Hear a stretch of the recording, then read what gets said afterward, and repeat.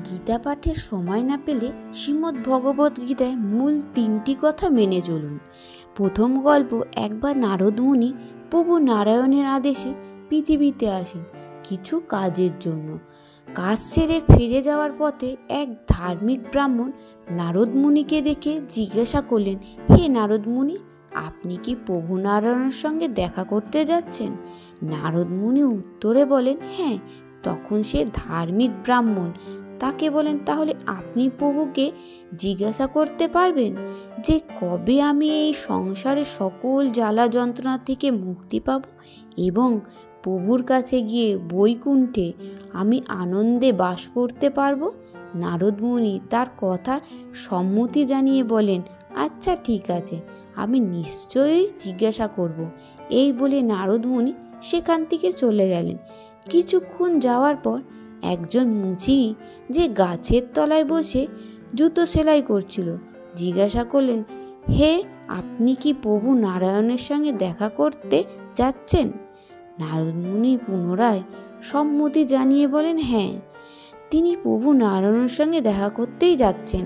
তখন সেই মুচি তাকে জিজ্ঞাসা করলেন, তাহলে আপনি প্রভুকে কি একটা কথা জিজ্ঞাসা করতে পারবেন যে কবে আমি সংসারের জ্বালা যন্ত্রণা থেকে মুক্তি পাব এবং প্রভুর কাছে গিয়ে বৈকুণ্ঠে আনন্দে বসবাস করতে পারব? তখন নারদ মুনি তাকে বললেন, আচ্ছা ঠিক আছে, আমি প্রভুকে নিশ্চয়ই জিজ্ঞাসা করব। এই বলে নারদ মুনি সেখান থেকে চলে গেলেন এবং বৈকুণ্ঠে এসে প্রভু নারায়ণের সঙ্গে দেখা করলেন। কথা মতন তিনি নারায়ণের কাছে গিয়ে সেই দুটো ব্যক্তির কথা, ব্রাহ্মণ এবং মুচি, মুক্তির ব্যাপারে জিজ্ঞাসা করলেন। দুজন ব্যক্তি কথা শোনার পর উত্তরে নারায়ণ বলেন, মুচি তার মৃত্যুর পর আমার কাছে এসে আনন্দে থাকবে। নারদ মুনি তখন নারায়ণকে জিজ্ঞাসা করলেন, কিন্তু ধার্মিক ব্রাহ্মণের কি হবে? উত্তরে নারায়ণ বলেন, ব্রাহ্মণকে আরও অনেকবার জন্মগ্রহণ করতে হবে এবং সংসারে জ্বালা যন্ত্রণা ভোগ করতে হবে। সে কত জন্ম মুক্তি পাবে সেই ব্যাপারে এখনো কিছু বলতে পারছি না। প্রভু নারায়ণের এই কথা শুনে নারদ মুনি অত্যন্ত আশ্চর্য হয়ে গেলেন এবং জিজ্ঞাসা করলেন, এরকম কেন প্রভু? আমি তো কিছুই বুঝতে পারছি না। তখন নারায়ণ তাকে বলেন, তোমার এই প্রশ্নের উত্তর তুমি নিজেই পাবে, শুধু তোমাকে একটা কাজ করতে হবে। যখন তারা তোমাকে জিজ্ঞাসা করবে যে প্রভু বৈকুণ্ঠ ধামে কি করছিলেন, তখন তুমি উত্তরে বলবে যে প্রভু ছুঁচের ছিদ্র দিয়ে একটি হাতিকে পারাপার করছিলেন। এর কিছুদিন পর নারদ মুনি পৃথিবীতে এসে সেই ব্রাহ্মণের সঙ্গে দেখা করলেন। তখন ব্রাহ্মণ তাকে জিজ্ঞাসা করলেন, তুমি তো প্রভুর সাথে দেখা করলে, প্রভু বৈকুণ্ঠ ধামে কি করছিলেন? উত্তরে নারদ মুনি বলেন, প্রভু ছুঁচের ক্ষুদ্র ছিদ্র দিয়ে একটি হাতিকে পারাপার করছিলেন। এই কথা শুনে ব্রাহ্মণ অবিশ্বাসের সুরে বলেন, আমি এসব আজে বাজে কথা বিশ্বাস করি না। তখন নারদ মুনি সঙ্গে সঙ্গেই বুঝতে পারলেন যে এই ব্যক্তি ভগবানের ওপর সত্যিকারে আস্থা বা বিশ্বাস কোনোটাই নেই, এর জ্ঞান হলো পুঁথিগত। তারপর নারদ মুনি এখান থেকে চলে গেলেন এবং মুচির সাথে দেখা করলেন। মুচি নারদ মুনিকে দেখে জিজ্ঞাসা করলেন, তুমি তো প্রভুর সাথে দেখা করতে গেছিলে, প্রভু তখন বৈকুণ্ঠ ধামে কি করছিলেন? উত্তরে নারদ মুনি বলেন, প্রভু একটি ছুঁচের ছিদ্র দিয়ে একটি হাতিকে পারাপার করছিলেন। নারদ মুনির এই কথা শুনে মুচির চোখে জল চলে এলো। সে বলল, আমার প্রভু সত্যিই অদ্ভুত, তার মহিমা বোঝা অত্যন্ত কঠিন, তিনি সব কিছুই করতে পারেন। নারদ মুনি তখন মুচিকে জিজ্ঞাসা করলেন, তুমি কি সত্যি বিশ্বাস করো যে প্রভু একটি ছুঁচের ছিদ্র দিয়ে একটি হাতিকে পারাপার করতে পারেন?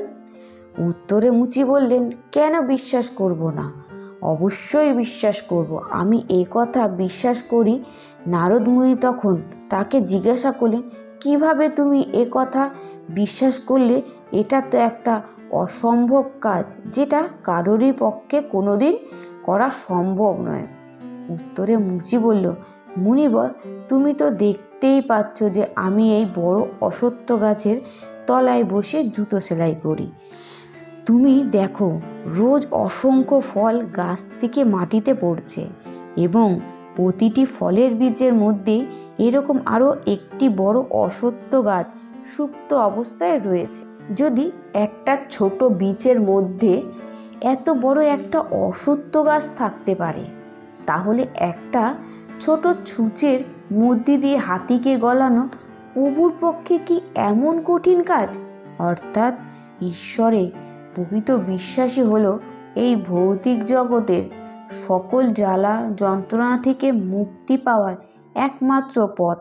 এখানে অন্ধবিশ্বাসের কথা বলা হয়নি, কিন্তু ঈশ্বরের পক্ষে অসম্ভব কিছুই নেই, এই বিশ্বাসটাই অবশ্যই থাকা উচিত। তিনি পারেন না এমন কোনো কাজ হতে পারে না।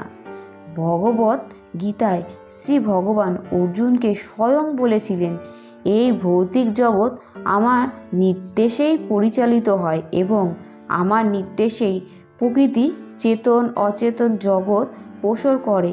এই কারণেই জগতে পুনঃ সৃষ্টি এবং ধ্বংস হয়।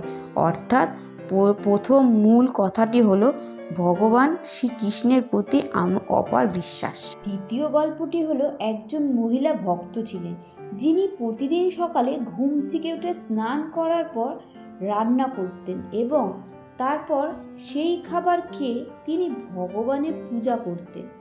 একদিন তার বাড়িতে একজন আত্মীয় এলেন। সেই আত্মীয় খুব ধার্মিক প্রকৃতির মানুষ ছিলেন। 3 বেলা পুজো করতেন। ভগবানকে না দিয়ে তিনি কিছুই খেতেন না। এই আত্মীয় যখন দেখলেন যে সেই মহিলা ভক্তটি খেয়ে দিয়ে ভগবানের পুজো করেন, তখন তিনি অত্যন্ত রেগে গেলেন এবং সেই ভক্ত মহিলাকে বলেন, তুমি কি জানো না খেয়ে দিয়ে ভগবানের পুজো দিতে নেই? এতে অনেক বড় অপরাধ হয়। ভগবানের পুজো সবসময় শুদ্ধভাবে না খেয়ে দিতে হয়। তুমি কাল থেকে না খেয়ে পূজা দেবে। এই কথা শুনে মহিলা পরের দিন থেকে না খেয়ে পুজো দিতে থাকেন। কিন্তু তিনি লক্ষ্য করলেন যে আগে যখন তিনি খেয়ে দিয়ে ভগবানের পুজো করতেন, তখন ঘন্টার পর ঘন্টা এক মনে পুজো করতে পারতেন, মন তার শান্ত থাকত। কিন্তু যখন থেকে তিনি না খেয়ে ভগবানের পুজো দিচ্ছেন, তখন থেকে তিনি 10-15 মিনিটের বেশি আর পুজো করতে পারছেন না। মন তার অশান্ত এবং চঞ্চল হয়ে উঠেছে। এরকম একদিন তার বাড়িতে একজন সাধু ভিক্ষা করতে এলেন। তিনি এই সাধুকে দেখে তার এই সব ঘটনা খুলে বলেন।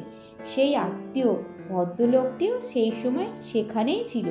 সাধু সেই মহিলা ভক্তটির সব কথা শোনার পর তাকে বলেন, মা, পেটে যদি খিদে থাকে তাহলে ভগবানের দিকে মন দেবে কি করে?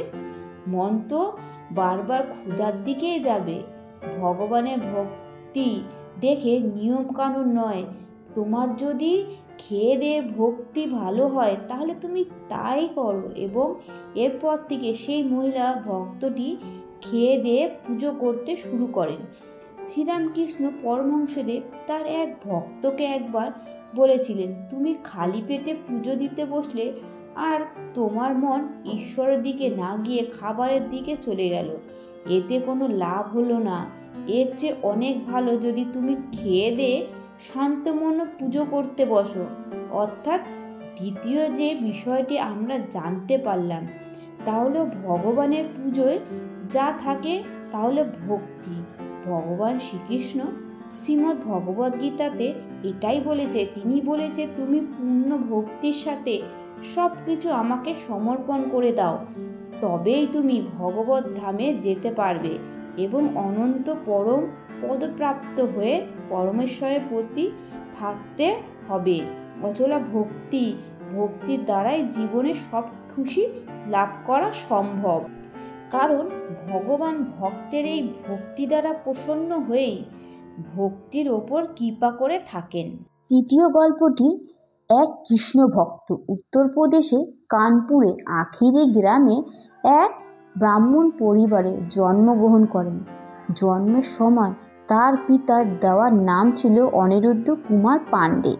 তার ঠাকুরদাদা একজন সন্ন্যাসী ছিলেন এবং তাদের পরিবারের পরিবেশ অত্যন্ত ভক্তিমূলক এবং শুদ্ধ ছিল। তার বাবার নাম ছিল শ্রী নরেন্দ্র পাণ্ডে, যিনি পরে সন্ন্যাস গ্রহণ করেছিলেন। তার মা প্রতিদিন সাধু সেবা করতেন এবং অন্যান্য আধ্যাত্মিক কাজেও ব্যস্ত থাকতেন। তার বড় ভাই পরিবারের সবাইকে প্রতিদিন শ্রীমদ্ ভগবদ্ গীতা পাঠ করে শুনিয়ে পরিবারের আধ্যাত্মিকতা আরও বাড়িয়ে তোলেন। অনিরুদ্ধ ছোট থেকে ঈশ্বরের জপ ধ্যান করত। সে যখন একটু বড় হলো তখন তার হঠাৎ করে একদিন উপলব্ধি হয় যে তার পিতামাতা এবং সব কাছের মানুষই তাকে একদিন ছেড়ে চলে যাবে। অর্থাৎ এই পৃথিবীতে সব কিছুই হলো অনিত্য, কোনো কিছুই সারা জীবনের জন্য তার সাথে থাকবে না এবং কোনো কিছুই তাকে সব সময়ের জন্য আনন্দ দিতে পারবে না। একমাত্র ঈশ্বরের ভালোবাসা এবং ভক্তি ছাড়া এই জগতে ঈশ্বরই একমাত্র যে তার সঙ্গে সব সময় থাকবে। অর্থাৎ ঈশ্বরই একমাত্র যা তাকে চির শান্তি ও আনন্দ দিতে পারে এবং এই ভালোবাসায় দুঃখ পাওয়ার কোনো সম্ভাবনা নেই। এই সব উপলব্ধি যখন তার মধ্যে আসে তখন তার বয়স মাত্র 13 বছর এবং এই বয়সে তিনি সিদ্ধান্ত নেয় যে তিনি গৃহত্যাগ করে সন্ন্যাসী হবেন। তিনি এই সিদ্ধান্তর কথা তার মাকে জানালেন। তারপর তিনি ঈশ্বর সাধনায় বেরিয়ে পড়লেন। কিন্তু বেরিয়ে পড়ার পর তার জীবনে কিন্তু কষ্টের কিছু কম ছিল না। বৃন্দাবনে গলিতে গলিতে তিনি প্রতিদিন ভিক্ষা করে বেড়াতেন। কেউ খাবার দিলে তিনি খেতেন, নয়তো বেশিরভাগ সময় তিনি ক্ষুধার্ত থাকতেন। তবে মাঝে মাঝে যখন তিনি কোনো খাবার পেতেন না তখন একজন কৃষ্ণভক্ত মহিলা ছিলেন যিনি দিনের শেষে তাকে অত্যন্ত 2টি রুটি খাওয়া দিতেন। শীতের দিনগুলিতে তার গায়ে কোনো বস্ত্র থাকতো না। চটের বস্তা সেলাই করে তিনি নিজের গায়ে জড়িয়ে নিতেন। সারাদিন তার একটাও কাজ ছিল কৃষ্ণ নাম জপ করা। প্রথমে তিনি গঙ্গার ধারে থাকতে শুরু করলেন। সেখানে তিনি শিবের নাম জপ করতে, তারপর শিবের প্রেরণা পেয়ে তিনি আসেন বৃন্দাবনে এবং বৃন্দাবনে তিনি রাধারানী সেবায় নিজেকে নিয়োজিত করেন।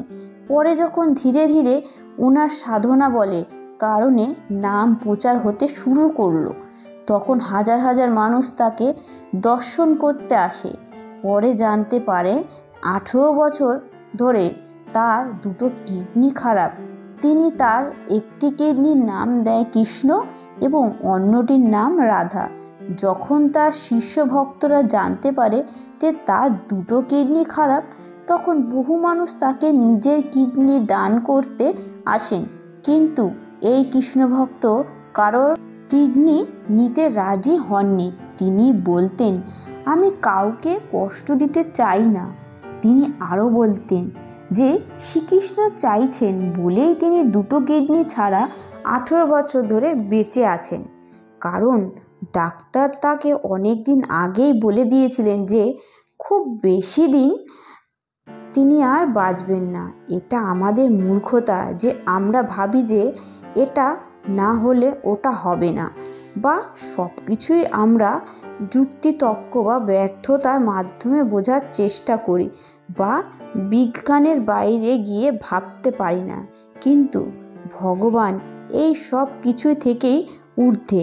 তিনি চাইলে এই জগতে সব কিছুই সম্ভব হতে পারে যা কখনো যুক্তিতর্ক দিয়ে বলা বা বোঝানো সম্ভব নয়।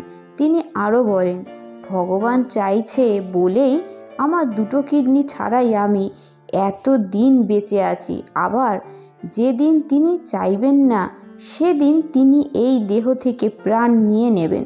সব কিছুই রয়েছে তার হাতে, আর তার উপরে সব কিছু ছেড়ে দিয়ে আমি বসে আছি। তোমরা হয়তো ভাবছো যে দুটো কিডনি ছাড়াই কিভাবে একজন মানুষ বেঁচে থাকতে পারে, কিন্তু সেটা তোমরা তোমাদের বুদ্ধির দ্বারা ভাবছো। কিন্তু তোমরা কি কখনো এটা ভেবে দেখেছো যে ঈশ্বর যদি চান তাহলে কোনো কিছুই করা তার পক্ষে অসম্ভব নয়। পরমেশ্বরের কৃপাতেই আমি বেঁচে আছি, আর তার কৃপাতেই এই জগৎও চলছে। তোমরা যদি তার উপরে সত্যিকারে ভরসা ও বিশ্বাস রাখো, তাহলে তিনিও তোমার জন্য সব অসম্ভবকে সম্ভব করে দেবে। বহু মানুষ আছেন যারা এই সাধুর উপর সন্দেহ করেছিলেন যে তিনি হয়তো মিথ্যা কথা বলছেন, বা যখন ডাক্তাররা রিপোর্ট বার করে তখন সবাই এটা জেনে অবাক হয়ে যায় যে তিনি বিনা কিডনিতে 18 বছর ধরে বেঁচে আছেন এবং যথেষ্ট সুস্থভাবে বেঁচে আছেন, কথা বলছেন, ঘোরাফেরা করছেন। অনেক মানুষ তো এটাও বলেন যে তিনি আসলে মৃত, কিন্তু 18 বছর ধরে শ্রীকৃষ্ণের শক্তি তাকে চলাফেরা করাচ্ছে, কথা বলাচ্ছে। এই মহান সাধুর পরবর্তীতে সন্ন্যাস নাম হয় প্রেমানন্দ গোবিন্দজি মহারাজ। বর্তমানে তার লক্ষ লক্ষ শিষ্য ভক্ত, অনেক জ্ঞানী গুণী মানুষ এবং মহা পণ্ডিতরা এই মহান সাধুর সঙ্গে দেখা করে আশীর্বাদ ধন্য হয়েছে। চলচ্চিত্র পরিচালক থেকে শুরু করে অভিনেতা, অভিনেত্রী, খেলোয়াড় প্রমুখ ব্যক্তিগণ তার সান্নিধ্য লাভ করে ধ্যান হয়েছিল। তাই বন্ধুরা, তৃতীয় যে মূল কথাটি হলো সেটি হলো নির্ভরতা, অর্থাৎ আমাদেরকে সম্পূর্ণরূপে শ্রীকৃষ্ণের চরণে নিবেদিত হয়ে কর্ম করে যেতে হবে এবং বিশ্বাস রাখতে হবে নিজের উপর যে কোনো কর্মই আমার পক্ষে অসম্ভব নয়। এর ফলে হয়তো ভগবান শ্রীকৃষ্ণ আমাদেরকে বিভিন্ন সমস্যার মধ্যে ফেলে আমাদের পরীক্ষা নিতে পারে। সম্পূর্ণ শ্রীমদ্ ভগবদ্গীতার 3টি মূল কথা হলো শক্তি, বিশ্বাস এবং নির্ভরতা। এই 3 গুণ যে ভক্তের মধ্যে থাকে তাকে আর কোনো কিছু নিয়ে জীবনে চিন্তা করার প্রয়োজন হয় না, কারণ তার সাথে স্বয়ং ভগবান সর্বদা উপস্থিত থাকেন এবং তাকে অপার কৃপা করতে থাকেন। নমস্কার বন্ধুরা, ভিডিওটি ভালো লাগলে লাইক করবেন, শেয়ার করবেন, কমেন্ট করবেন, খুব সাবস্ক্রাইব করবেন। নমস্কার বন্ধুরা।